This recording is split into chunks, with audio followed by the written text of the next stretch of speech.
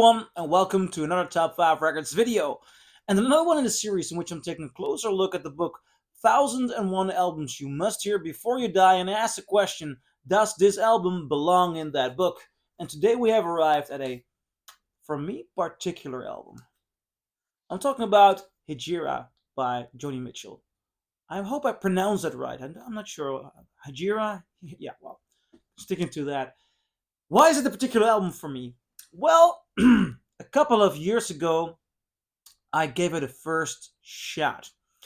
I was not too familiar with the work of Joni Mitchell, and I saw this one appear in the book, and I thought, you know what, I'm gonna try it. And I bought it at Waterloo Square Market in the Netherlands, here in Amsterdam. And as a matter of fact, and this is, well, one of the 2 or 3 times I have actually returned a record. Not because it was damaged, because I didn't like it.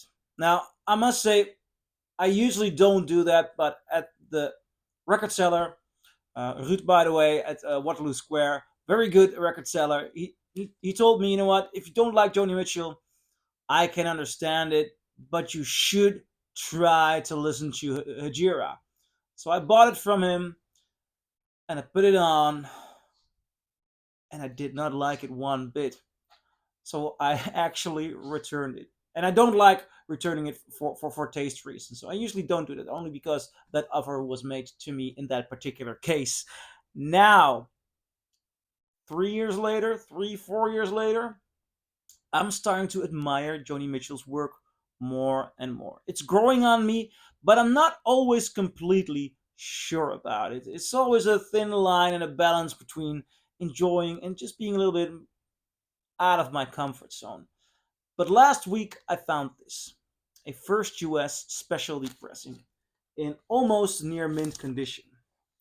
And that is rare. I mean, this is a Bernie Grundman mastered original pressing, and I love the mastering work of Bernie Grundman. So you rarely find these, especially in the Netherlands. So I bought it.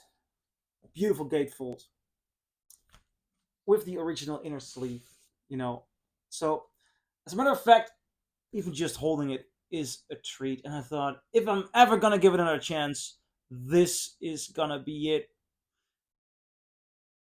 And yes, I enjoyed it. Mostly. I have to say, add that. Mostly. But I do understand why I didn't enjoy it back in the day. It's not an easy listen. There is this disbalance or a dissonance in the way she's singing, and I mean, her chord structures have a certain rhythm, and she's going do do do do do. But then the vocal there's this jazzy element in there.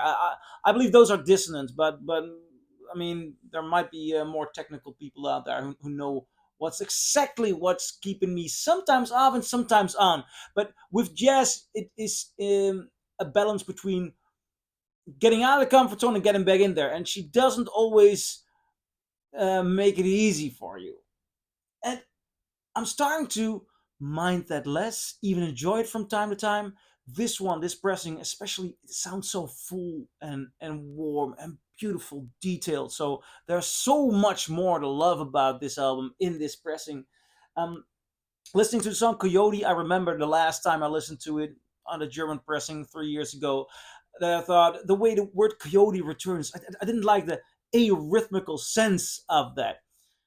And I still understand that. It's not like I right now love the way the word coyote comes back, but I'm starting to follow the story. I'm starting to follow the narrative. I'm getting more drawn in what she's trying to sing and what she's trying to say.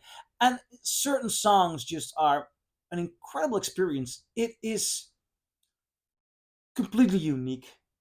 And sometimes I'm just not fully involved, and sometimes I am completely involved. Like the last song on this album, Refuge of the Roads, and this album was written, I believe, I'm not sure, was it recorded on the road? I mean, you can switch studios. I'm not too familiar with the background, but you sense the story, you sense and hear the narrative, and you get along. And that last song, Refuge of the Roads, it's just gorgeous.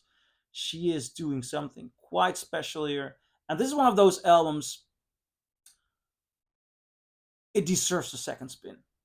And even now, I know it deserves a third spin and a fourth spin. Something is going on here, and I might not always feel at ease, but do I always want to feel at ease? Am I enjoying it? Yes. Yes, I am. So that's my review for Hejira. Should it be in a book? Yes.